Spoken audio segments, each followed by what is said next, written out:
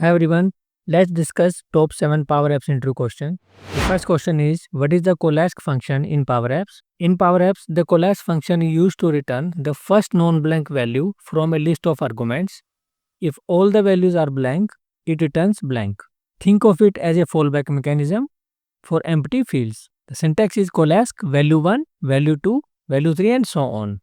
Where value 1, value 2 and value 3 are expressions or values you want to check in order, the function evaluates each value from left to right and returns the first one that is not blank. Let's have an example. So if mobile number is entered, it displays that. If mobile number is blank but email address is entered, then it will display the email address. If both are blank, then it will display no contact info available. So in this current picture, both the values, mobile number and email address is blank. So that's why it's displaying no contact info available. So the key takeaway is Colask picks the first non-blank value from the list and it helps to maintain the clean code. Our next question is, what is the difference between Colask and if is blank function in Power Apps? So both functions handles blank values in Power Apps but works differently. Let's understand the difference. Colask function return the first non-blank value from a list of options, whereas is blank evaluates one value at a time and then decides what to return. Let's have a Colask example. So as discussed earlier, this will display no contact info available text if mobile number and email address are blank. Let's achieve the same functionality using if is blank function. Here the same logic but more tedious. It first checks for mobile number. If blank, then checks for email. If both blank, then it will display the default message. So key takeaway is the Colask function keep it short and clean, while if is blank works but get nested. The next question is, can you load the Canvas app without Microsoft's default top navigation bar? Yes, it's possible. By default, when you launch a Canvas app, Microsoft display a top navigation bar with app name, notification and setting icon. How to hide the top navigation bar? You can remove the default navigation bar by modifying the app's web link. So if your app link already have query parameter like question mark tenant id is equal to triple x, simply append ampersand hide navbar is equal to true, and if there are no parameter in the URL, you can simply add question mark hide navbar is equal to true. You don't need to provide ampersand in case there is no query parameter. Let's have an example. So app URL might look like this after appending hide navbar is equal to true. So this will load the app with no top navigation bar. Next question is, what is the difference between is blank and is empty in Power Apps? When building apps in Power Apps, two functions often confuses beginners, is blank and is empty. While both are used to check for emptiness, but they serve different purposes. So let's break them down with example and real world use case. First is the is blank. In Power App, is blank is used for single values like text input, variables or fields to check if they are empty. Let's have an example. Imagine you have a text box input control, which is txt employee name. So before saving an employee record, you want to make sure the user have entered the name. So you will check this with is blank and then control name. So this will return true when txt employee name has no value, and it will return false when txt employee name has some value. Let's discuss the is empty.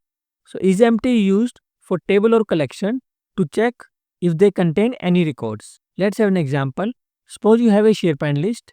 The name is the employee. So here is empty will return true when no data is present in the SharePoint list. This will return false when the SharePoint list contains data.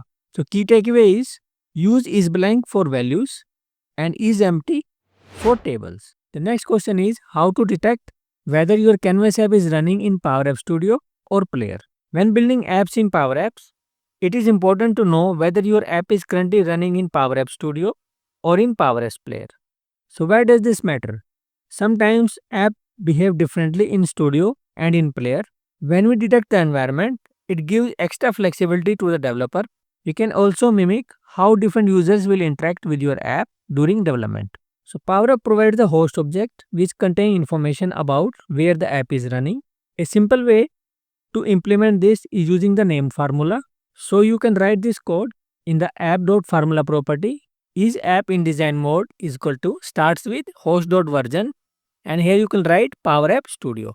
The host property will return the complete string along with this Power App -studio when your app is running in the Power App Studio. So this formula will return true when app is running in the studio, and it will return false when app is running in the player. The next question is, what is the difference between a container and a group in Power Apps? What's a group? A group in Power App is a simple way to visually organize multiple controls together. So group allows batch update of their control properties when they selected. However, you can achieve by selecting multiple controls using control key. The downside of group is, one downside is that selecting a control within a group automatically selects the entire group, as you can see here. So this can lead to frustrating user experience for developer. That's the reason groups are not recommended as a standard approach to organize controls. The next downside is they don't affect layout or responsiveness. So think of group as a design time convenience. Next is, what's a container? A container is more powerful than groups.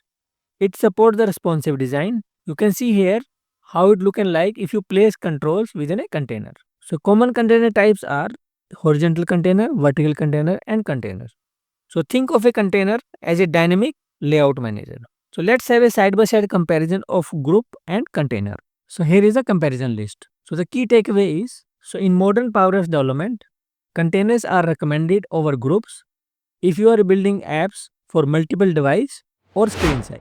The last question is, what are the main limitations when using SharePoint with Power Apps? SharePoint is one of the most widely used data source in Canvas apps, as it is included with Office 365 license. But here are the some limitations. It's not a true database. SharePoint lists were never designed to act like a relationship database. Relationships and ACID properties are missing. For example, if two users update the same record at once, the first update usually wins and the second updates will fail. Second is the missing dashing function. So common operators not in and certain query features are not supported. Third is the performance issues.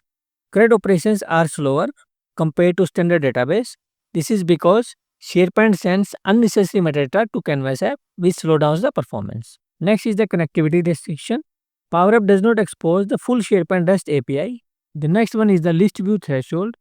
If your list grows beyond 5000 items, query may break or return incorrect data. Next is the ALM. SharePoint list does not integrate smoothly with solutions for dev, test, and prod environment.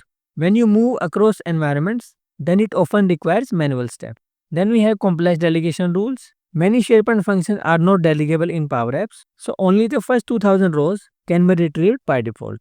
So this makes working with large datasets very tricky. The last one is the offline capability.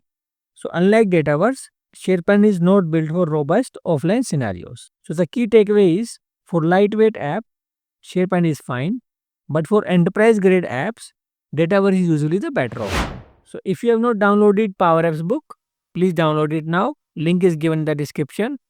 Subscribe this channel for more Power Platform intro questions. Take care.